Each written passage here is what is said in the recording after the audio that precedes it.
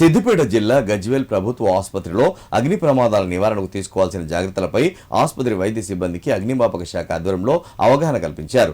ఈ సందర్భంగా మహిళలు ఇంట్లో వాడే గ్యాస్ లీకేజీతో పాటు రద్దీ ప్రాంతాలలో ఎప్పుడైనా ప్రమాదాలు జరిగితే అగ్నిమాపక శాఖ అధికారులు క్షతగాత్రులను అందించే చికిత్సలపై అవగాహన కల్పించారు.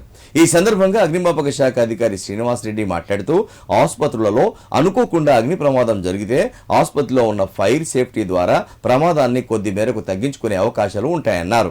అంతేకాకుండా పెట్రోల్, డీజిల్ ద్వారా ప్రమాదాలు జరిగితే వాటిపైన నీటితో చల్లార్చకుండా ఇసుకను వాడి చల్లార్చాలని అగ్నిమాపక శాఖ అధికారులు సూచించారు. ఈ కార్యక్రమంలో ఆసుపత్రి వైద్యులు, సిబ్బంది పాల్గొన్నారు.